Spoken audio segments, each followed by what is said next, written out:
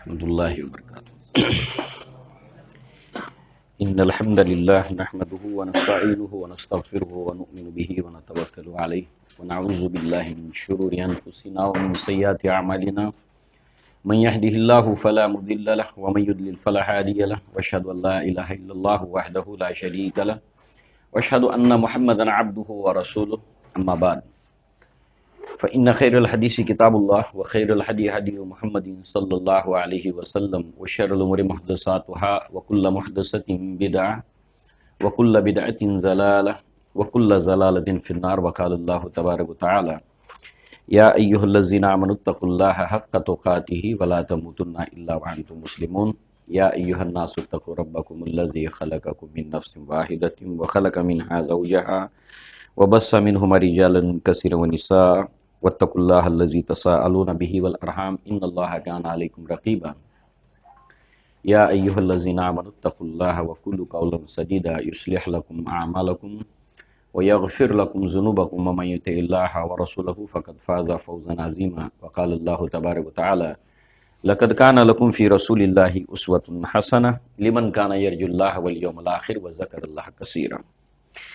تو گزشتہ مرتبہ ہم نے اللہ کے نبی صلی اللہ علیہ وسلم کی سیرت اس عنوان کے تحت جو باتیں پڑھی تھیں اور سمجھنے کی کوشش کی تھی، ان میں اللہ رب العزت نے تمام دنیا کے اندر مختلف جو قومیں بسنے والی تھیں، جو اپنی اپنی ایک تہذیب رکھتی تھی اور ان کی تہذیبیں، ان کا کلچر، ان کی سویلائزیشن دنیا کے اندر مشہور تھا، آج بھی ہے، تو ان تمام کے باوجود بھی اللہ تبارک و تعالیٰ نے ایسی سویلائزڈ قوموں کو اللہ تبارک و تعالیٰ نے پسند نہیں فرمایا، ان کو منتخب نہیں کیا، بلکہ اللہ تعالیٰ نے ان تمام سویلائزڈ قوموں کے بالمقابل جن لوگوں کا انتخاب کیا وہ تھے عربز۔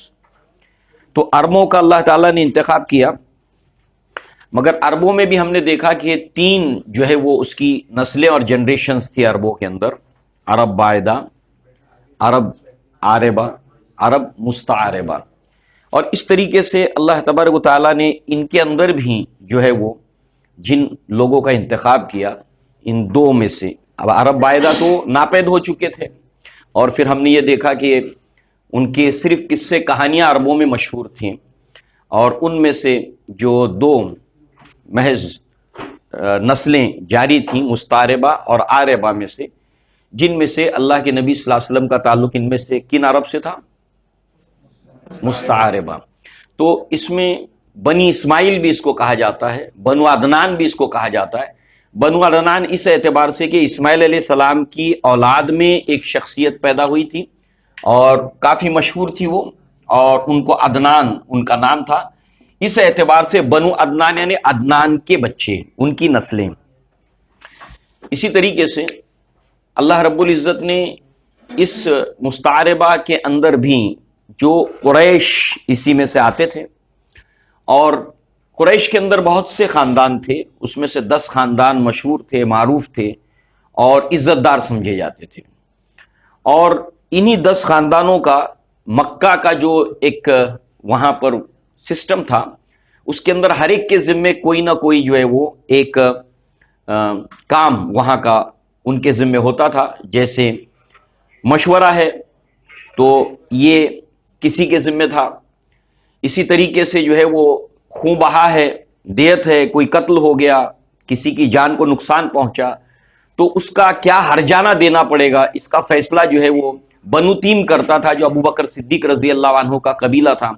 اسی طریقے سے سفارت کاری کرنے کا معاملہ ہو کسی اور قبیلوں سے، قریش کی طرف سے ریپریزنٹیشن کرنا ہو، تو اس وقت جو ہے وہ عمر ابن الخطاب کا جو خاندان تھا، خطاب، وہ جو ہے وہ ریپریزنٹیشن، بنو عدی اس کو کہا جاتا تھا، اور اسی سے جو ہے وہ عمر ابن الخطاب کا تعلق تھا۔ تو وہ جو ہے وہ قریش کو ریپریزنٹ کرتے تھے، ادر دین قریش، باہر سے اگر کچھ ریپریزنٹیشن کرنا ہوتا تھا۔ یہی وجہ ہے کہ آپ دیکھیے کہ جب صلح حدیبیہ کا وقت آیا تو اللہ کے نبی نے عمر ابن الخطاب کو کہا کہ تم جا کے سفارت کاری کرو، جس کو آج کے دور میں جو ایمبیسی کہا جاتا ہے، ایک دیش اور دوسرے دیش کے درمیان دودت ہوتے ہیں، اور وہ ان کے دو ملکوں کے درمیان ایک کنیکشن ہوتے ہیں، اس کے ساتھ تعلق قائم کرنے کا۔ تو اللہ کے نبی نے عمر ابن الخطاب کا انتخاب جو کیا تھا وہ اسی بنیاد کے اوپر کہ ان کا قبیلہ سفارت کاری کرتا تھا۔ تو ایسے کام تمام کے تمام جو ہے وہ ڈسٹریبیوٹ تھے ان 10 قبائل کے اندر، اور یہ 10 قبائل شریف قبائل سمجھے جاتے تھے۔ بہرحال پھر اب جو ہے وہ ایک چیز جو ہے وہ آپ اپنے ذہن میں رکھیں کہ یہ اللہ تبارک و تعالیٰ نے جو مقام عطا کیا تھا عربوں کے اندر بھی قریش کو، اور جیسے جیسے نبوت کا وقت قریب آتا گیا، سلمان فارسی رضی اللہ عنہ جو آخری راہب کے پاس رہے تھے، تو ان کا جب موت کا وقت آیا تو انہوں نے کہا کہ اب میں کہاں جاؤں، اپنے علم کی پیاس حق کی تلاش میں کہاں جاؤں؟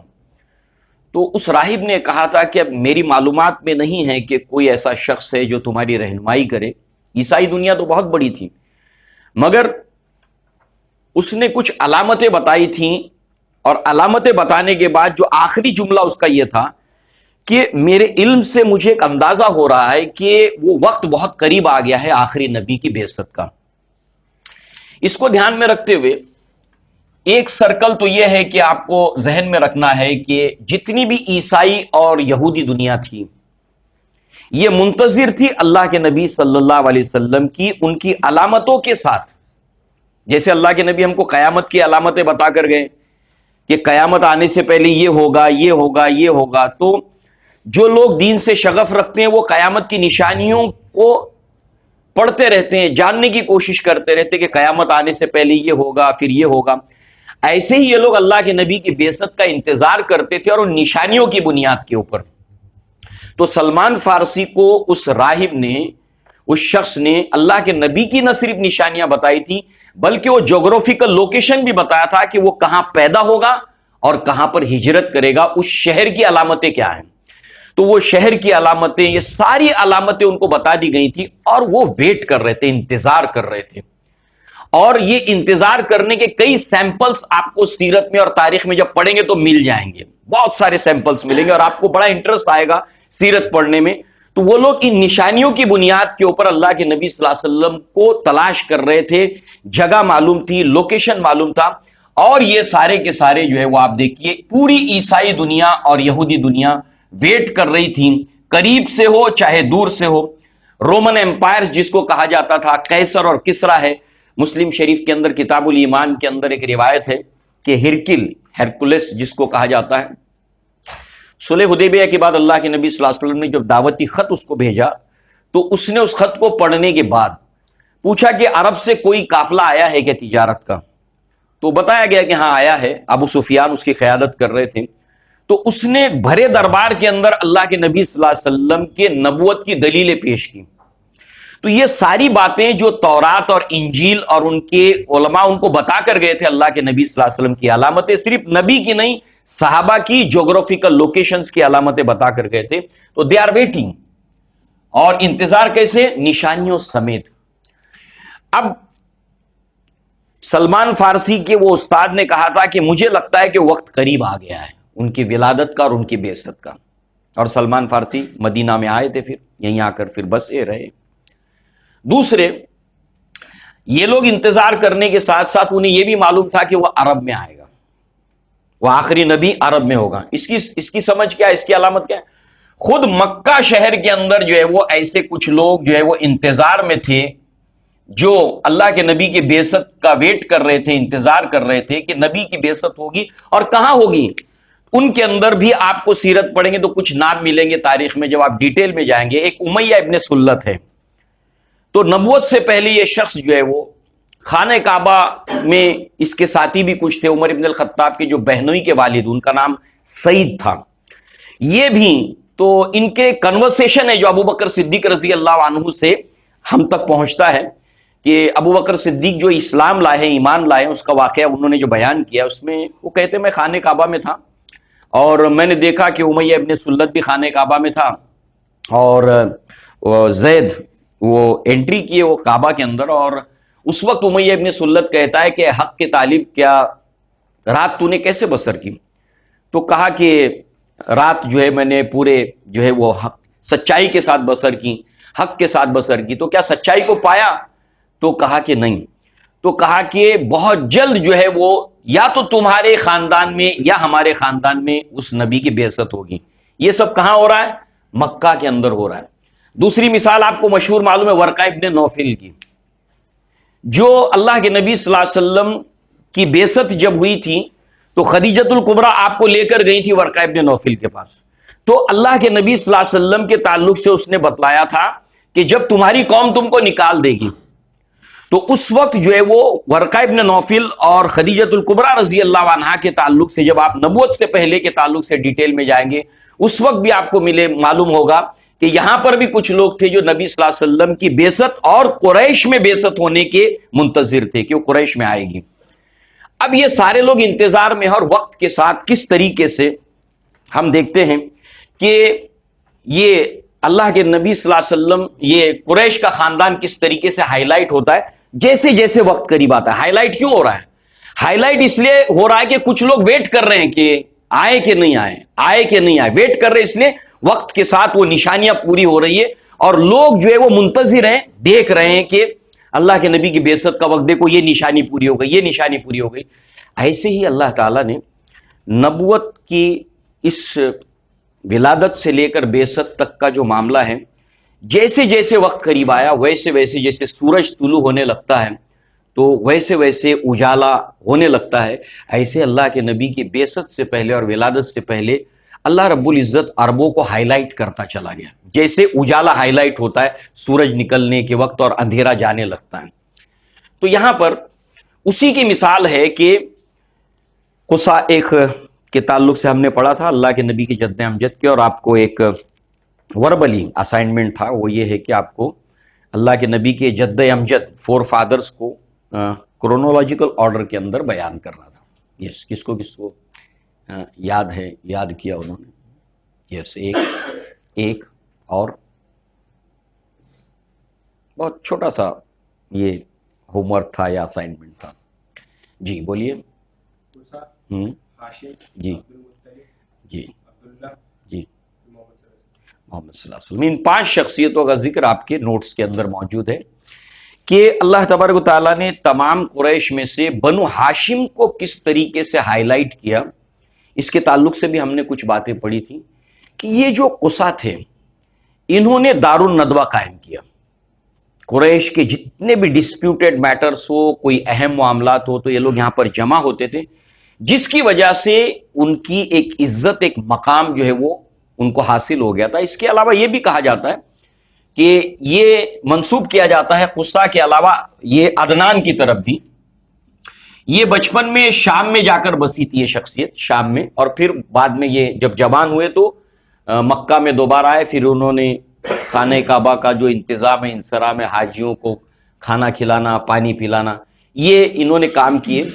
اس کے علاوہ جو ہے وہ چونکہ شام سے ان کا تعلق تھا، ان کے روابط شام سے تھے، تو انہوں نے تاریخ میں یہ ملتا ہے کہ عدنان نے یا قصہ نے، اللہ کے نبی کے خاندانی میں سے، تو پہلے ان کا جو ذریعہ معاش تھا، یعنی روزی روزگار اپنے گھر کو چلانے کے لیے، فیملی کو چلانے کے لیے آدمی کاروبار کرتا ہے، یا تو کھیتی باڑی کرتا ہے، یا کوئی جو ہے وہ نوکری کرتا ہے، تجارت کرتا ہے، کوئی نہ کوئی پیشے کو، پروفیشن کو اختیار کرتا ہے۔ تو ان کے پاس جو ہے وہ ٹریڈ جب نہیں تھی تو لے دے کر ان کا سارا بیس جو تھا وہ گلہ بانی کے اوپر تھا، شکار کے اوپر تھا، اسی کے اوپر تھا۔ تو ان کو کافی پریشانیاں تھیں معاشی طور پر، جس کا ذکر سورہ قریش میں اللہ تبارک تعالیٰ نے کیا۔ تو عدنان یا قصہ، ان دونوں نے یمن کے بادشاہ سے اور شام کے بادشاہ سے گفتگو کر کے، کنورسیشن کر کے تجارت کا پرمیشن مانگا، اور تجارت کا پرمیشن مانگنے کے بعد جب پرمیشن ملا تو اس وقت سے انہوں نے تجارت کا سلسلہ شروع کیا۔ تو پورے مکہ کے اندر اللہ رب العزت نے اللہ کے نبی صلی اللہ علیہ وسلم کے خاندان کو عزت بخشی کہ سارے عرب لوگ قریش کے اندر بھی بنو ہاشم کی یا بنو عدنان کی یا بنو قصہ کی عزت بہت کرتے تھے۔ کیوں؟ کیونکہ انہوں نے تجارت کر کے اس دروازے کو کھول کے ہماری معاشی پریشانیوں کا سلسلہ ختم کر دیا۔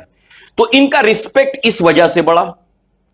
اس کے بعد میں سارے حاجی جو ہے وہ عرب سے جب حج کرنے کے لیے مکہ کے اندر آتے تھے تو اس وقت جو ہے وہ اللہ کے نبی صلی اللہ علیہ وسلم ہی کے خاندان کے ہاشم ہے، جنہوں نے ان کے لیے ایک اچھے کھانے کا قحط کے دنوں میں بھی جو ہاشم ان کا نام پڑا، اور گزشتہ مرتبہ ہم نے دیکھا تھا کہ ان کا اصل نام تھا عمر اور قصا کا اصل نام تھا زید، تو اس طریقے سے جو ہے وہ انہوں نے حاجیوں کا بہترین انتظام کیا کہ جب یہ حج کر کے واپس اپنے اپنے قبیلے میں لوٹتے، پورے عرب کے اندر جب حج کر کے اپنے اپنے قبیلوں میں اپنے اپنے جگہوں پر پہنچ جاتے تو وہ نام عزت سے لیتے ان کا کہ واقعتاً جو ہے وہ بنو ہاشم نے ہماری اس سال بڑی عزت کی، بڑا رسپیکٹ کیا، ایسا کھانا کھلایا، یہ کیا وہ کیا، ایسے ان کی عزت جو ہے وہ اللہ رب العزت نے بڑھائی، یہ بنو ہاشم کی شخصیت کے ذریعے سے۔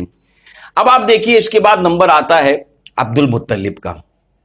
آج ہم یہاں سے جو ہے وہ جو شروع کر رہے ہیں عبد المطلب کا جو ذکر ہے کہ اللہ نے بنو ہاشم کے ساتھ ساتھ اس کی ایک ایک شخصیت کو کیسے عزت دی ہے۔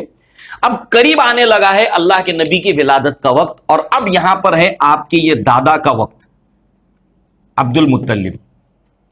جانتے ہیں آپ کے عرب کے اندر سب سے بڑی نعمت ہے پانی، ریگستان کے اندر۔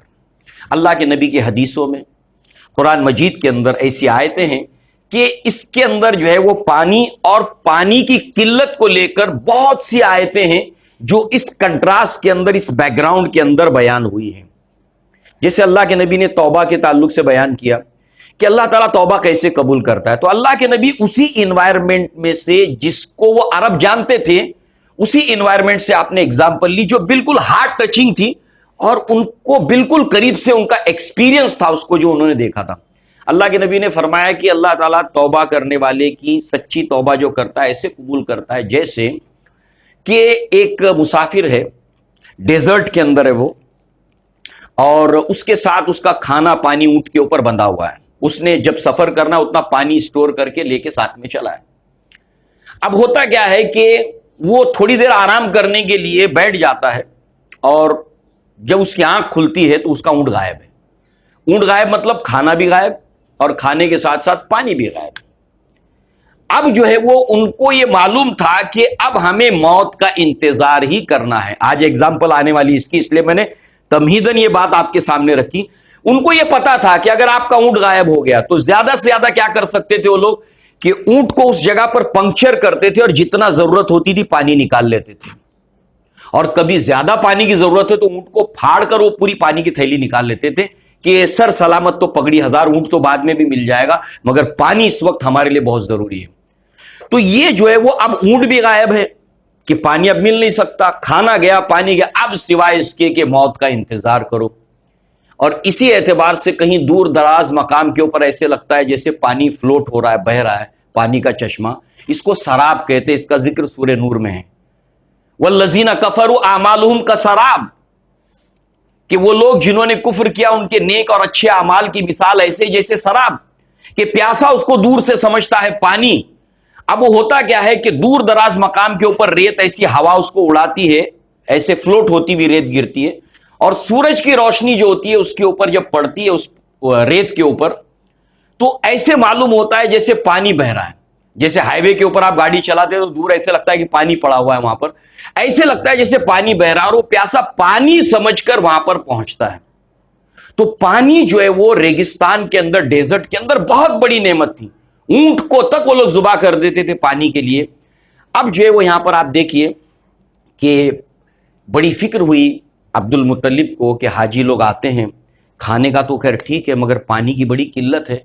تو انہوں نے اپنے ایک بیٹے حارث کے ساتھ، اس وقت ابھی ان کے ایک بیٹے ان کے ساتھ، وہ ہے حارث، اللہ کے نبی کے یہ چچا ہے، مگر ابھی ان کے اس بیٹے کی عبداللہ کی ولادت نہیں ہوئی، بلکہ عبداللہ سمیت اور بہت سے بیٹے جو آپ کے تھے ان کی بھی ولادتیں نہیں ہوئی۔ حمزہ کی ولادت نہیں ہوئی ہے جو اللہ کے نبی کے چچا تھے، ایسے بہت سے ہیں جن کی ولادت ابھی نہیں ہوئی، ابو لہب وغیرہ تھے، یہ بڑے تھے۔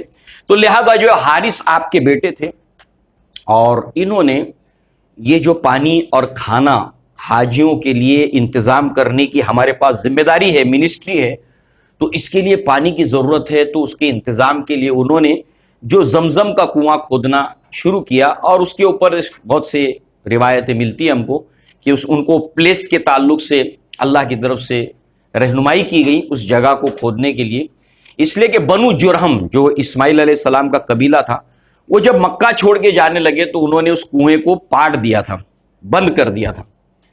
تو حاجیوں کے لیے پانی کا انتظام کرنا ہے. دیکھیے تجارت کا بندوبست کرنے والے اور عزت ملی، ٹھیک، قریش کے اندر. حاجیوں کے لیے کھانے کا انتظام کیا، عزت ملی پورے عرب کے اندر. اب پانی ہے، کھانے کے بعد پانی ہے، تجارت، کھانا اور پانی. کتنے بڑے پرابلمز کو سالو کیا تھا اللہ کے نبی کے خاندان کے ان افراد نے، جس کی وجہ سے انڈیویجولی ان کو بہت بڑی عزت ملی تھی اور تاریخ میں ان کا ریکارڈڈ نام آ گیا اس مسئلے کو لے کر. تو اس اعتبار سے ان کا نام ہی کھانے کے ساتھ میں جڑا ہوا ہے، ہاشم ان کا، ورنہ اصل نام امر ہے. لہذا جو ہے وہ انہوں نے جب زمزم کی کھدائی شروع کی اپنے اس بیٹے کے ساتھ مل کر، تو قریش اس میں انٹرفیئر نہیں کیے. جو 10 قبائل تھے کچھ نہیں کیا، چلو کام ہو رہا ہے ہونے دو. مگر جب جیسی ان کو پتا چلا کہ پانی مل گیا ہے، زمزم کا کنواں مل گیا ہے، تو سارے لوگ لڑائی جھگڑے پہ اتر آئے. کیوں؟ کیونکہ عرب کے اندر جو ہے اس نیک کام کے اندر ہمارا بھی کنٹریبیوشن ہونا چاہیے. اس لیے اس زمزم کی کھدائی صرف آپ اکیلے نہیں کریں گے، آپ ہم کو بھی اس میں شامل کرو. اس طریقے سے انہوں نے لڑائی جھگڑے کا ایسا ماحول بن گیا کہ قتل و غارت گری کی نوبت آ گئی. مگر عبد المطلب تھے کہ اڑے ہوئے تھے کہ کنویں کی کھدائی ہم لوگ کریں گے، یہ ہمارے ذمہ کام ہے. اس بات کو لے کر جب ڈسپیوٹ ہوا تو جو ہے وہ بنو سعد کی طرف، جو طائف کی طرف علاقہ پڑتا ہے، ادھر ایک جو ہے وہ خاتون تھی جو قیافہ شناس، ایسی خواتین یا آدمی جو ہوتے تھے، تو یہ لوگ اپنے ڈسپیوٹڈ میٹرز کو ان کے پاس لے کے جاتے تھے کہ اس میٹر کو آپ سالو کرو. تو پھر اس جھگڑے کے بارے میں انہوں نے یہی سوچا کہ ہم لوگ سب مل کر جائیں گے، قریش میں کا ایک ریپریزنٹیٹیو ہوگا ہر قبیلے کا، اور اس مسئلے کو جا کر اس کے پاس ہم لوگ سارٹ آؤٹ کریں گے. تو یہ گئے سب مل کر، اونٹ کے اوپر بیٹھے، کھانا پانی سب کچھ ہے، جگہ جگہ پڑاؤ کرتے کرتے کرتے پہنچے. تو راستے کے اندر ایک ایک کر کے سب کا کھانا پانی ختم ہونے لگ گیا. اب ایسے پھنس گئے وہ لوگ ڈیزرٹ کے اندر کہ آگے نہیں جا سکتے اور واپس بھی نہیں جا سکتے. ان کو یقین ہو گیا کہ اب مرنا ہے. اللہ کے نبی نے مثال دی تھی کہ اس کا کھانا پانی سب ختم ہو گیا. توبہ والے کی مثال دی اللہ کے نبی نے. قریش کا اون ایکسپیرینس تھا، دونوں کو سامنے رکھیے. یہ دونوں نبی صلی اللہ علیہ وسلم ان کو تعلیم دے رہے ہیں کہ ایگزامپل کے ذریعے سے، اور یہ ان کا ایکسپیرینس، اور ایسے بہت سے ایکسپیرینس ان کے ہوتے رہتے تھے اس طرح کے. تو اللہ کے نبی صلی اللہ علیہ وسلم نے کہا کہ اب وہ موت کا انتظار کرتے بیٹھ جاتا ہے کہ اچانک اس کو اپنا اونٹ دکھائی دیتا ہے کھانا اور پانی سمیت، اور وہ اتنا خوش ہو جاتا ہے کہ خوشی کے مارے کہتا ہے، کہنا کچھ چاہتا ہے اور کہتا کچھ ہے، کہ اللہ تعالیٰ سے کہتا ہے کہ تو میرا بندہ ہے اور میں تیرا رب ہوں. جبکہ وہ کہنا یہ چاہتا ہے کہ تو میرا رب ہے اور میں تیرا بندہ ہوں. اتنا خوش ہو جاتا ہے، مطلب اس کو ایک نئی زندگی مل گئی. اونٹ ملا، ایک نئی زندگی مل گئی. ایسے یہاں پر جو ہے وہ آپ دیکھیے کہ لوگ موت کا انتظار کرتے بیٹھ جاتے. تو اس کے بعد کہتے کہ بھائی مرنا تو ہے ہی، تو ہم لوگ سب کی لاشیں خراب ہو جائیں گی، پرندے کھا لیں گے، ویسٹ ہو جائے گی. تو ہم لوگ ایک کام کرتے کہ ہر آدمی اپنی اپنی قبر کھودے، ہر آدمی اپنی قبر کھودے، پھر ہم میں سے جو پہلے مرے گا سب لوگ مل کر اس کو دفنائیں گے. ایسے دفناتے دفناتے لاسٹ میں ایک ہی آدمی بچ جائے گا، تو ایک لاش خراب ہوگی صرف. اب وہ لوگ اس طریقے سے بیٹھتے ہیں، سارے اس کام کو نپٹا کر کے جس جگہ کے اوپر عبد المطلب کا اونٹ بیٹھا ہے، جب وہ کہتے کہ بھائی مرنا تو ایسے بھی ہے ویسے بھی ہے، تو کیوں نہ کوشش کر کے مریں. تو اللہ رب العزت کا ایسا جو اسباب اللہ پیدا کرتا ہے کہ اس اونٹ جہاں پر بیٹھا ہے عبد المطلب کا، وہاں سے پانی کا چشمہ پھوٹ پڑتا ہے، اور اس کے بعد یہ لوگ خوب پانی پیتے ہیں، سیر ہوتے ہیں، پانی کو اسٹور کرتے ہیں. اور وہاں پر جانے سے پہلے اس عورت کے پاس اپنے مسئلے کا حل وہ کہتے ہیں کہ عبد المطلب کو کہ آپ ہی کھدائی کیجئے، اور اللہ تعالیٰ نے یہ کام آپ ہی کی ذمہ، ہم آپ سے اب نہیں لڑیں گے. آدھے راستے میں سے واپس آتے ہیں. اس کے بعد عبد المطلب کھدائی کرتے ہیں، زمزم کا کنواں وہاں سے پانی نکل آتا ہے جو آج تک جاری اور ساری، اور ہمیشہ کے لیے یہ مسئلہ جو ہے وہ پانی کا حل ہو جاتا ہے. تو تجارت، دار الندوہ قریش میں اللہ کے نبی کے خاندان کو ہائی لائٹ ہوا عرب کے اندر ان کے احسان کی وجہ سے. ہاشم نے پورے عربوں کے اندر ایکسٹینڈ ہو رہا ہے، ایکسٹینشن ہو رہا ہے. اس کے بعد پانی، کھانے سے زیادہ اہم پانی ہوتا ہے، اس لیے کہ آدمی بغیر کھانے کے پانی ملتا رہے تو زندہ رہے گا. تو لہٰذا اس سے بھی زیادہ نازک مسئلہ پورے عرب کے اندر اللہ تعالیٰ نے ان کو عزت دی.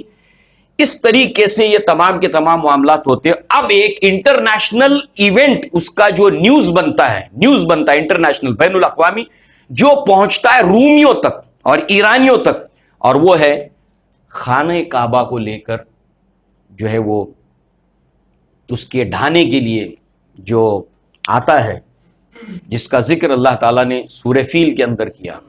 قریش سے پہلے سورہ فیل ہے، الم تر کیف فعل ربک باصحاب الفیل. تو اب یہ واقعہ ہوتا ہے، یہ اتنا زیادہ مشہور ہو جاتا ہے. آپ سوچئے کیوں؟ اس لیے کہ اللہ تبارک و تعالیٰ نے قریش کے اندر اللہ رب العزت نے ان تمام ایونٹس کے ذریعے سے ایک ایک شخصیت کو اللہ رب العزت نے شہرت نہ صرف دی، بلکہ اب یہ واقعہ بین الاقوامی سطح کے اوپر جو ہے وہ تمام جو ہے وہ لوگوں تک پہنچ جاتا ہے کہ یہ معاملہ ہوا ہے. اچھا، اس میں فوراً نہیں ہوتا ہے. یہ ایلیا کے اندر شام کی طرف ایک قلیس جس کو کلیسا کہا جاتا ہے، وہ تعمیر کرتا ہے، گورنر ہے رومی امپائرز کی طرف سے. اس نے بہت بڑا گرجا تعمیر کیا.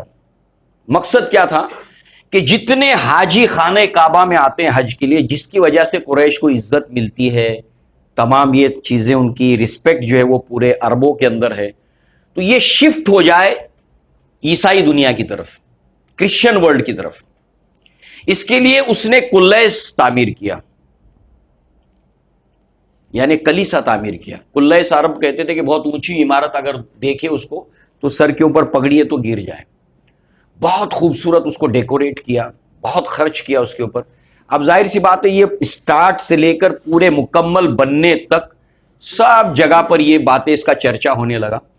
اب اس نے اعلان کیا کہ لوگ حج کے لیے جو ہے وہ ادھر قلیس کی طرف آئیں، سالانہ اجتماع اس طرف ہو اس کا. مگر کوئی جانے کو تیار نہیں. تو اس نے سوچا کہ جب تک کہ خانہ کعبہ ہے یہ ہو نہیں سکے گا، تو کیوں نہ اس کو ڈھا دیا جائے. اس لیے 60,000 کا لشکر لے کے ہاتھیوں سمیت. ہاتھی کیا ہے؟ اس وقت اگر کسی بادشاہ کی فوج میں ہاتھی ہیں تو اس کا مطلب وہ اس وقت کی سپر پاور، بڑی طاقت سمجھا جاتا تھا. تو ہاتھیوں کے لشکر سمیت جو ہے وہ نکلا ہے خانہ کعبہ کو ڈھانے کے لیے. اور اسی کے اللہ کے نبی صلی اللہ علیہ وسلم کی ولادت 50 دن یا 55 دن اس واقعے کے بعد جو ہے اللہ کے نبی صلی اللہ علیہ وسلم کی ولادت ہوتی ہے. اس لیے کہ اللہ کے نبی صلی اللہ علیہ وسلم کو سراج بھی اللہ تعالیٰ نے کہا، قمرم منیرہ بھی اللہ رب العزت نے کہا. اس لیے کہ آفتاب آمد دلیل آفتاب، سورج کا نکلنا خود سورج کی دلیل ہوتا ہے. اس طریقے سے یہ بات متفقہ ہے کہ اللہ کے نبی صلی اللہ علیہ وسلم کی جو ولادت ہوئی تھی وہ عام الفیل. اب ہم اس کی سورہ فیل کی تفصیل میں نہیں جائیں گے کیونکہ آپ سب اس کے بارے میں جانتے ہیں کہ اللہ نے ابابیل کو بھیجا. اس طریقے سے پورے قریش کے اندر اور پورے عرب کے اندر اور پورے رومن امپائرز کے اندر، پورے ایرانی امپائرز تک یہ واقعہ مشہور ہو گیا.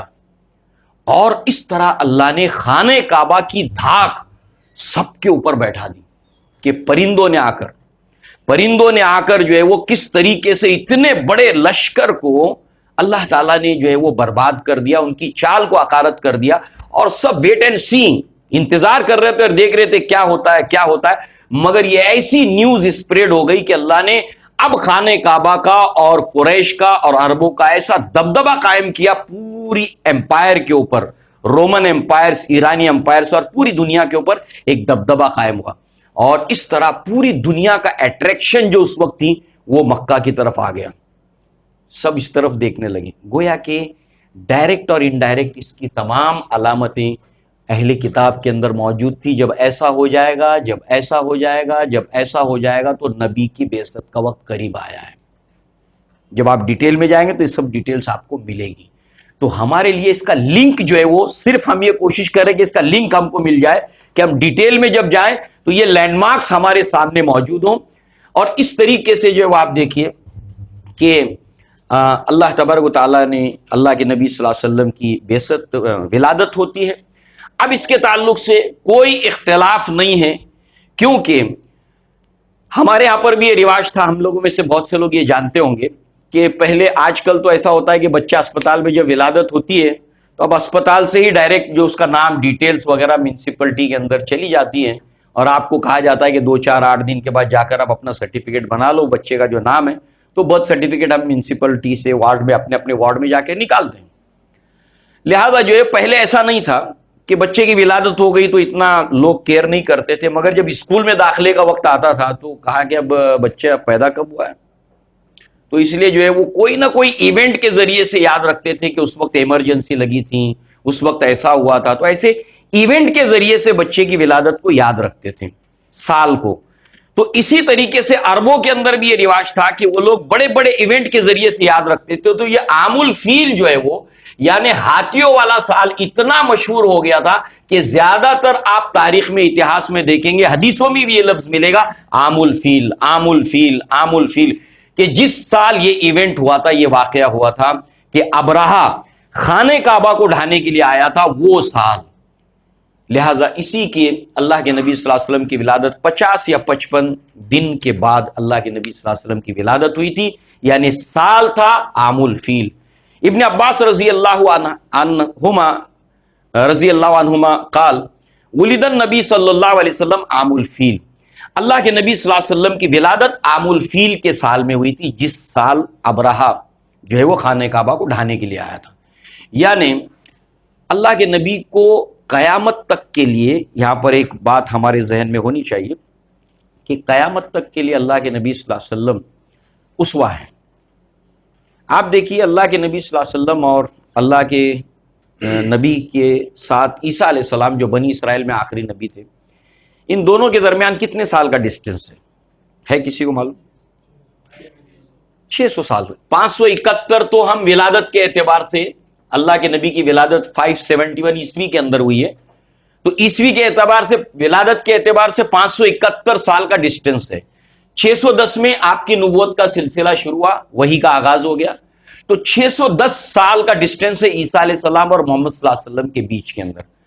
آپ سوچئے کہ نبی کا زمانہ آتے آتے اس سے بہت پہلے عیسیٰ علیہ السلام کو اللہ تعالیٰ کا بیٹا بنا دیا گیا تھا، تو وہ اسوہ کیسے ہو سکتے ہیں جبکہ نبی اسوہ ہوتا ہے امت کے لیے، اپنی قوم کے لیے۔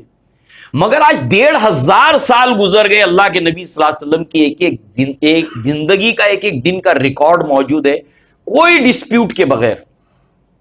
کوئی بھی اگر یہ دیکھنا چاہے کہ اللہ کے نبی کی ولادت کب ہوئی تھی، اتنے سارے شواہد ہے کہ عام الفیل کے سال اللہ کے نبی صلی اللہ علیہ وسلم کی ولادت ہوئی تھی، اور یہ سال جو ہے وہ 571 کا تھا سال۔ دوسرے بہت سی حدیثیں، صحیح حدیثیں، اور وہ یہ ہے کہ اللہ کے نبی صلی اللہ علیہ وسلم کی ولادت کا جو دن ہے وہ پیر تھا، سوموار تھا۔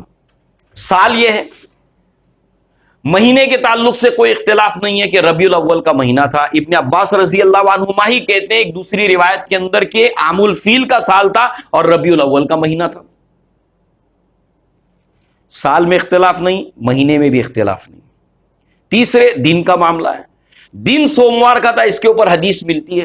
اللہ کے نبی سے صحابہ نے پوچھا، اللہ کے نبی آپ پیر کے روز اور جمعرات کے روز جو روزہ رکھتے تھے اللہ کے نبی کی سنت تھی، تو دونوں کے ریزنز اللہ کے نبی نے بتائے۔ جمعرات کا تو یہ بتایا کہ بندوں کے اعمال اللہ کی جناب میں پیش ہوتے ہیں، اللہ سب کچھ جانتا ہے، تو میں یہ چاہتا ہوں کہ اس روز میں روزے سے رہوں، اس لیے اللہ کے نبی صلی اللہ علیہ وسلم رکھتے تھے روزہ جمعرات کو، ریزن پتا چلا۔ اور سوموار کے دن میری ولادت بھی ہوئی، اور اس کے ساتھ ساتھ وہی کا جو سلسلہ آپ کے اوپر آغاز ہوا وہ اسی دن سے ہوا۔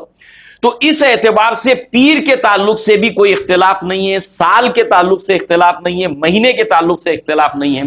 ہاں ڈیٹ کو لے کر اختلاف ہے کہ کچھ لوگ کہتے ہیں کہ اللہ کے نبی کی ولادت 12 ربیع الاول کو ہوئی، اور کچھ لوگ کہتے ہیں کہ اللہ کے نبی صلی اللہ علیہ وسلم کی ولادت 9 ربیع الاول کو ہوئی۔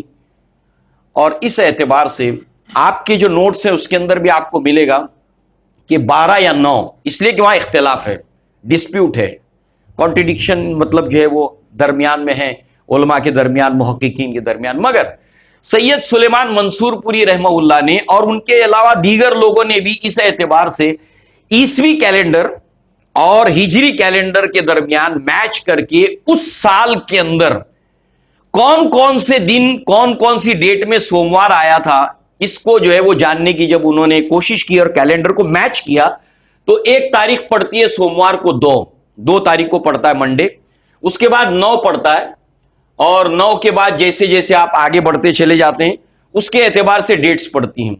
और जुमेरात के रोज जो है वो आप देखिए 12 तारीख जो पड़ती है वो जुमेरात के रोज पड़ती है उस साल के अंदर।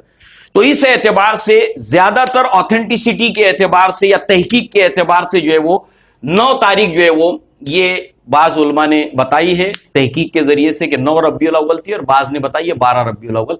हाँ, मगर अल्लाह के नबी की जो वफात हुई है वो 12 रबीउल अव्वल को, ये इसमें इख्तिलाफ नहीं है। इसलिए पहले जो मनाया जाता था 12 वफात, जो आज रबीउल अव्वल मनाते 12 वफात उसको कहते थे, तो लिहाजा 12 वफात के बोले यार ये तो वफात के दिन खुशी का दिन मना रहे हैं लोग। तो इस तरीके से जो है वो ये मामला जो है वो आप देखिए इख्तिलाफी है। तो आपके नोट्स के अंदर आपको 9 और 12 2 डेट्स मिलेगी, तो आपको कंफ्यूज होने की जरूरत नहीं, आपको ये रीजन मालूम होना चाहिए कि क्यों ऐसा इख्तिलाफ है।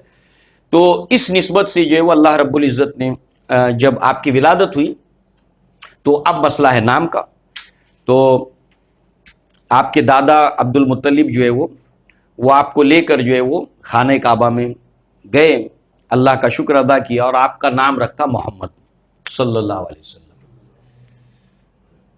और आपकी वालिदा ने आपका नाम रखा अहमद। मुस्लिम शरीफ के अंदर जुबैर इब्ने मुतीम रजी अल्लाह अन्हु से एक रिवायत है कि अल्लाह के नबी ने कुछ अपने नाम बताए, उसमें 5 नाम अल्लाह के नबी ने बताए। आपने फरमाया अना मोहम्मद सल्लल्लाहु अलैहि वसल्लम व अना अहमद सल्लल्लाहु अलैहि वसल्लम, मेरा नाम मोहम्मद है, मेरा नाम अहमद है। व अनल माही, मैं माही हूं, मेरा नाम माही है। यमहुल्लाहु बियल कुफ्र, कि ये जो मेरा नाम माही है कि इसका मतलब क्या होता है, मिटा देने वाला, मिटा देने वाला, और अल्लाह मेरे जरिए से कुफ्र को मिटा देगा। अब इस नाम के साथ आप वो मक्का फतेह का मंजर अपने सामने लाइए, अल्लाह के नबी का नाम अल माही है, जैसा नाम है नबी का वैसे आप हैं। तो फतेह मक्का का मंजर ध्यान में लाइए कि अल्लाह के नबी सल्लल्लाहु अलैहि वसल्लम अपनी कमान को बुतों के अंदर डालते थे, गिराते थे और कहते थे जाल हक वज़हकल बातिल इन्नल बातिल काना ज़हूका, और पूरे अरब में से अल्लाह के नबी सल्लल्लाहु अलैहि वसल्लम ने बुतों को पाक कर दिया शिर्क से, पूरे जजीरा नुमा अरब को। अनल माही यमहुल्लाहु बियल कुफ्र, मैं माही हूं कि अल्लाह मेरे जरिए से कुफ्र को मिटा देगा। अनल हाशिर, मैं हाशिर हूं, मेरा नाम हाशिर है इसलिए कि अल्लाह सबसे पहले जब हाशिर बरपा होगा मुझे उठाएगा और मेरे पीछे फिर सब उठते चले जाएंगे। मेरा नाम अल आकिब है कि मेरे बाद, अकब यानी लास्ट, अकब यानी लास्ट, पीछे, आखिर, तो मैं वो आखिरी हूं कि मेरे बाद कोई नबी नहीं है। तो आप आकिब हैं कि आपके बाद कोई नबी नहीं, नबूवत खत्म हो गई। हाशिर, सबसे पहले आपको उठाया जाएगा, उसके बाद पूरे हशर का एक मंजर शुरू होगा। इसी तरीके से माही, अल्लाह मेरे जरिए से कुफ्र को मिटाएगा। अहमद, इसके ताल्लुक से बताया कि जिसकी तारीफ, अहमद इसका जो रूट वर्ड है, मोहम्मद और अहमद दोनों के अंदर एक रूट वर्ड है, हा मीम और दाल, हमद यानी तारीफ, जिसकी तारीफ, ये तारीफ इसका माना बनता है, और इसी से मोहम्मद भी बना है, इसी से अहमद भी बना है। कुरान मजीद में अल्लाह के नबी का ये नाम सूरह सफ में आया है, जब ईसा अलैहिस्सलाम जो है वो पेशन गोई करते हैं कि मेरे बाद एक नबी आएगा मिन बाद इस्मु अहमद, कि उसका नाम होगा अहमद। तो अल्लाह के नबी सल्लल्लाहु अलैहि वसल्लम का नाम एक अहमद है जो आपकी वालिदा ने रखा, और मोहम्मद नाम है जो आपके दादा अब्दुल मुत्तलिब ने रखा। ये नाम पूरे अरब इतिहास के अंदर आप उठाकर देखेंगे, लिटरेचर में ये नाम है ही नहीं पहले किसी का। वेरी फर्स्ट नेम जो आपके दादा ने रखा है मोहम्मद। तो लोगों ने आपको पूछा कि ये नाम तो अपने रिवायत में, अपने ट्रेडिशन में है ही नहीं। लोग उमूमन नाम किसी अपने फोर फादर्स में से बड़े आदमी का नाम रखते हैं, कोई किसी बुतों की तरफ मंसूब करके नाम रखता है, कोई कुछ है, इस तरीके से नाम रखते हैं। मगर ये नाम आपने अपने जो है बेटे का या पोते का नाम मोहम्मद क्यों रखा? तो आपने कहा कि मेरी आरजू है और मैं ये समझता हूं कि अल्लाह तबारक व तआला जो है वो, ये मेरे जो बेटा है ये खूब इसकी तारीफ की जाएगी, इसको दुनिया में बहुत एप्रिसिएशन मिलेगा। तो दुनिया में जिसकी बहुत ज्यादा तारीफ की गई हो वह है मोहम्मद। और आप देखिए सल्लल्लाहु अलैहि वसल्लम कि अल्लाह के नबी सल्लल्लाहु अलैहि वसल्लम दुनिया के अंदर वाहिद ऐसी शख्सियत है جن کا نام دنیا میں سب سے زیادہ رکھا جاتا ہے. آج تک اتنا نام کسی کا نہیں رکھا گیا. آپ خود دیکھیے کہ آپ میں سے کتنے لوگ ہیں جن کا اپنا نام آگے یا پیچھے محمد جڑا ہوا. ذرا ہاتھ اونچا کیجیے. آپ سب ایک دوسرے پورا دیکھیے, آپ ایک دوسرے کی طرف دیکھیے ہاتھ اونچا رکھ کر کہ کتنے لوگ ہیں جن کے نام کے ساتھ محمد جڑا ہوا ہے. ٹھیک ہے, ابھی ہاتھ نیچے نہ کیجیے, آپ ابھی ہاتھ نیچے نہیں کریں. آپ کے نام کے ساتھ نہیں ہے مگر آپ کے والد کے نام کے ساتھ محمد ہے, ایسے لوگ ہاتھ اونچا کریں. جو پہلے سے تو پہلے اونچا کریں. جن کے اپنے نام کے ساتھ محمد ہے, جن کے اپنے نام کے ساتھ محمد ہے وہ بھی اونچا کریں, اور جن کے والد کے نام کے ساتھ محمد ہے وہ بھی اونچا کریں. اور اس کے پیچھے جائیں تو دادا کے نام کے ساتھ محمد ہے وہ بھی اونچا کریں. تو آپ اندازہ کیجئے یہی حال دنیا کا ہے. سب سے زیادہ دنیا میں جو نام رکھا جاتا ہے وہ محمد, اور یہ تفسیر ہے اس بات کی ورفعنا لک ذکرک, اے نبی ہم آپ کے ذکر کو اونچا کریں گے. یہ اس کی ایک تفسیر ہے. سب سے زیادہ آپ کا نام رکھا جاتا ہے. اور دادا نے کہا تھا کہ میرے اس پوتے کا دنیا میں بڑی تعریف کی جائے گی, اس کا بڑا نام ہوگا دنیا کے اندر. اور ہم نماز پڑھتے ہیں 5 وقت. ہر نماز میں جو فرض نماز میں اللہ کے نبی کے اوپر درود پڑھتے ہیں اس میں محمد نام آتا ہے صلی اللہ علیہ وسلم. اذان ہوتی ہے اس میں نام آتا ہے محمد صلی اللہ علیہ وسلم. اذان کا جواب دیتے اس کے اندر نام آتا ہے محمد صلی اللہ علیہ وسلم. تو یہ ہے اللہ کے نبی صلی اللہ علیہ وسلم کا جیسے نام ہے ویسے آپ ہیں. لہذا یہ 5 ناموں میں سے ایک محمد اور ایک احمد فیمس ہے. سب سے زیادہ فیمس محمد ہے, اور اس کے بعد میں جو ہے وہ احمد ہے, اور پھر ماہی, اور پھر حاشر, اور پھر عاقب. اس کے علاوہ بہت سے القاب سے اللہ تعالیٰ نے آپ کو پکارا. یا ایھا المدثر, یا ایھا المزمل, سراج, قمر, ایسے کئی ایک ناموں سے اللہ رب العزت نے آپ کو پکارا. اسی طریقے سے آپ کی کنیت جو ہے وہ ابو القاسم ہے. آپ کے ایک بیٹے تھے جو فوت ہو گئے, آگے چل کے آئے گا, اسی سے آپ کی کنیت تھی ابو القاسم. کتاب الادب میں اللہ کے نبی نے فرمایا کہ اپنی کنیت اختیار کرو مگر ابو القاسم نہ رکھنا. تو ابو القاسم یہ بھی آپ کی کنیت ہے جو آپ کے بیٹے تھے جو فوت ہو گئے اس حوالے سے. تو اس طریقے سے جو اللہ کے نبی صلی اللہ علیہ وسلم کی ولادت ہوئی. ہم زیادہ تفصیلات میں تو نہیں جائیں گے. اور والدہ نے آپ کا نام احمد رکھا, دادا نے آپ کا نام محمد رکھا. اب عربوں کے اندر ایک ریت تھی, ایک رواج تھا, اور وہ یہ تھا کہ وہ لوگ عموماً بچے کی ولادت کے بعد بھیج دیتے تھے اس کو دودھ پینے کے لیے دیہی علاقوں میں, دیہاتی علاقوں میں. وجہ کیا ہے کہ عموماً ان کا یہ سوچ تھی اور ایسا تھا کہ شہروں کی جو آب و ہوا ہوتی ہے, انوائرمنٹ ہوتا ہے, وہ اس میں پولوشن زیادہ ہونے کی وجہ سے جو ہے وہ بچوں کی صحت کے لیے اچھی نہیں ہوتی. اس لیے وہ لوگ دیہات کے اندر ان کو بھیجتے تھے. یہ ٹریڈیشن تھا اس وقت کا. اور ایک اسی کو سمجھنے کے لیے ہم ایک ایگزامپل اپنے سامنے رکھتے ہیں تاکہ بات بہت زیادہ کلیئر ہو جائے. وہ یہ ہے کہ جب ہجرت کر کے صحابہ کرام مکہ سے مدینہ جانے لگے تو سب کو بخار آنے لگا. ابو بکر صدیق کو بخار آیا, عائشہ صدیقہ کو بخار آیا. عائشہ صدیقہ کو اتنا بخار آیا کہ آپ کے بہت سے بال جھڑ بھی گئے تھے اس کی وجہ سے. اسی طریقے سے بلال رضی اللہ عنہ بخار میں مبتلا ہو گئے. تو صحابہ کرام نے اللہ کے نبی صلی اللہ علیہ وسلم سے آ کر ہجرت کے بعد جو پریشانیاں تھی اس کو پیش کیا کہ ہمیں جو پرابلمز فیس کرنے پڑ رہے اس میں سے ایک یہ ہے کہ مکہ کی یاد بہت آ رہی ہے, نمبر 1. نمبر 2 یہ ہے کہ مکہ کی یاد کے علاوہ جو ہے وہ جو ہوم سک کہتے ہیں ہم لوگ, جب ہم اپنا گھر چھوڑ دیتے ہیں, اپنے گھر والوں کو چھوڑ دیتے ہیں تو بار بار گھر کی یاد آتی ہے. تو ایسے مکہ کی یاد بار بار آتی ہے, گھر کی یاد بار بار آتی ہے. نمبر 2 بخار کا ذکر کیا, اور اللہ کے نبی صلی اللہ علیہ وسلم کے پاس جب اس کا تذکرہ کیا تو اللہ کے نبی کی ایک دعا ملتی ہے, اللہم حبب الینا المدینہ, اے اللہ تعالیٰ مدینہ کو ہمارے لیے محبوب بنا دے جیسے مکہ کو محبوب بنایا تھا, بلکہ اس سے بھی زیادہ. لہٰذا اس اعتبار سے جو ہے وہ اللہ تبارک و تعالیٰ کے نبی صلی اللہ علیہ وسلم سے صحابہ کرام نے اس کا ذکر کیا کہ مدینہ بھی شہر تھا, مکہ بھی شہر تھا, اور اس کے علاوہ تیسرا ایک شہر تھا طائف. تو شہروں کی جو آب و ہوا ہوتی تھی اس کے تعلق سے ان کا یہ تھا کہ بچوں کی صحت کے لیے اچھی نہیں ہے, تو اس کو ولادت کے بعد جو ہے وہ بھیج دیا کرتے تھے کسی دیہی علاقے کے اندر. اور جب یہ ٹریڈیشن تھا شہروں کے اندر تو دیہات کی عورتیں جو ہوتی تھیں, پہاڑی علاقوں کی عورتیں جو ہوتی تھیں, وہ آتی تھی بچوں کو لینے کے لیے. جو بچے ولادت پائے اور ان کو لے جاتی تھی دودھ پلانے کے لیے, اور وہ بچے پھر وہیں پرورش پاتے تھے اور ہیلتھی رہتے تھے، صحت ان کی اچھی رہتی تھی. تو لہٰذا اس اعتبار سے جو ہے وہ جو طائف کا علاقہ ہے، اور وہ آپ دیکھیں گے کہ پہاڑی علاقہ ہے، اور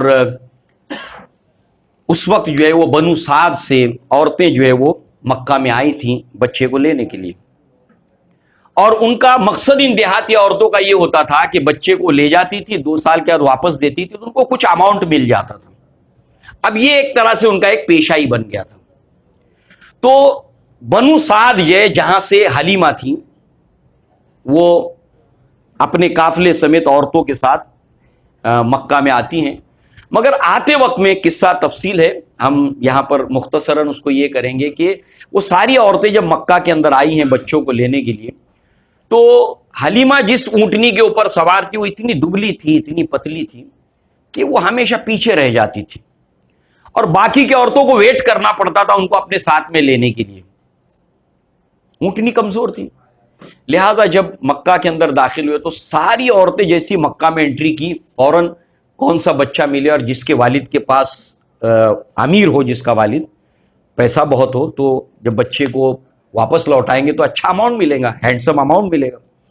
اس لیے سب لوگ جو ہے وہ اللہ کے نبی کے پاس کہ کون کون سے گھر میں بچہ پیدا ہوا ہے، تو نبی کے گھر پر بھی جاتے تھے تو انکوائری کرتے کون کون ہیں، تو بولے والد کا تو انتقال ہو گیا ہے. اللہ کے نبی صلی اللہ علیہ وسلم کے والد جو ہے وہ اللہ کے نبی کی ولادت سے پہلے ہی آپ کا انتقال ہو گیا تھا، جب اللہ کے نبی اپنی ماں کے پیٹ میں تھے اسی وقت. تو تجارت کی غرض سے آپ گئے تھے اور راستے ہی میں آپ کا انتقال ہوا، جیسے ہاشم کا انتقال ہوا تھا. اور اس معاملے میں ایک اور واقعہ جو اس کے درمیان آئے گا، اللہ کے نبی کی ولادت کے ساتھ ساتھ آپ کو 2 ذبیح، یعنی 2 ذبیح والا کہا جاتا ہے، یعنی اسماعیل علیہ السلام کو ابراہیم علیہ السلام نے جس طریقے سے ذبح کرنے کے لیے تیار ہوئے تھے، ایسے ہی معاملہ آپ کے والد عبداللہ کا بھی ہے. اس لیے کہ حارث کے ساتھ جب آپ کنواں کھود رہے تھے زمزم کا، اس وقت قریش جو پریشر کریٹ کر رہے تھے آپ کے اوپر، اس وقت انہوں نے ایک نظر مانی تھی کہ اللہ تو اگر مجھے 10 بیٹے دے دے تو میں ایک تیری راہ میں قربان کر دوں گا اس کو، کیونکہ بیٹے کم ہونے کی وجہ سے یہ لوگ جو ہے وہ میرے کو پریشرائز کر رہے ہیں، تو مجھے بیٹے دے. اور جیسے سورہ یوسف میں ہے نحن اسبۃ، ہم پورا ایک اسبہ ہے. تو ٹرائب سسٹم کے اندر جتنے زیادہ بیٹے ہوں گے، میلز ہوں گے نا، اتنا اس کا دبدبہ ہوتا تھا اس ٹرائب کا. تو انہوں نے اللہ سے دعا کی کہ مجھے 10 بیٹے دے، تو اللہ تعالیٰ نے بیٹے دیے، ایک قربان کروں گا. تو اب انہوں نے جب وہ وقت آیا تو وہ قرآن نکالا تو عبداللہ کا نام آتا تھا.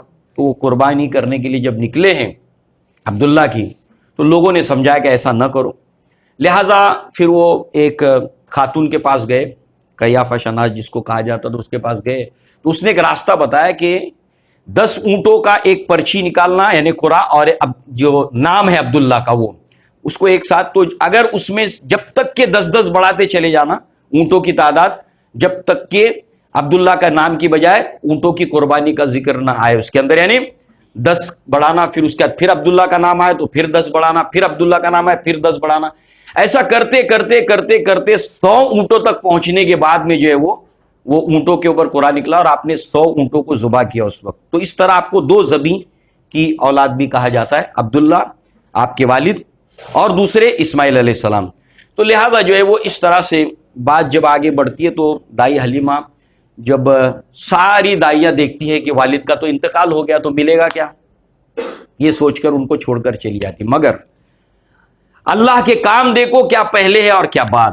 بدر مجھے نظر آتا ہے غار ہرا سے پہلے اللہ تعالیٰ کو خود ہی اسباب جو اللہ تعالیٰ پیدا کرتا ہے بظاہر وہ ایسے ہوتے کہ ناپسندیدہ ہوتے ہیں، مگر اس کے پردوں کے اندر آنے والے دنوں کے اندر ایک تصویر ابھرنے والی ہوتی ہے جس کے اوپر ایک انسان کی نگاہ نہیں ہوتی، ظاہر بین کی نگاہ نہیں ہوتی.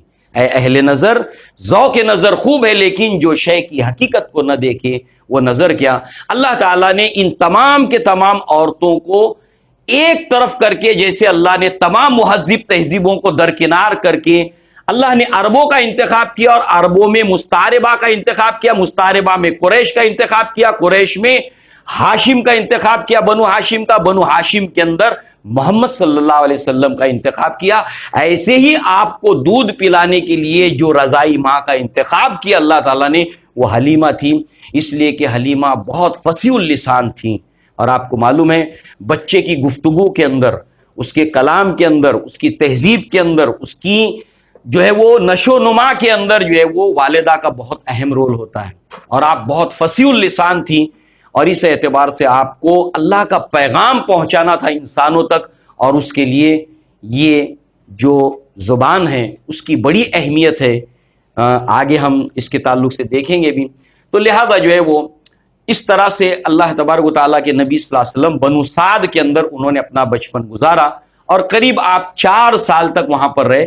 ہر 6 مہینے کے اندر وہ دائی حلیمہ آپ کو لے آتی تھی، والدہ سے، گھر والوں سے ملاتی، پھر واپس لے جاتی۔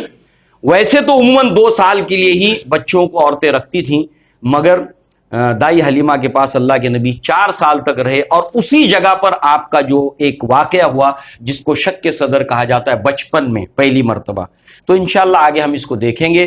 آج ہم نے سیرت کے اندر جس جگہ پر جا کر اسٹاپ کیا، رکے ہم جہاں پر جا کر، اللہ کے نبی کی ولادت، اور ولادت کے بعد اللہ کے نبی کا اپنے ایام رضاعت یعنی دودھ پینے کی جو ایام ہیں اس کو آپ نے بنو سعد کے اندر گزارا ہے۔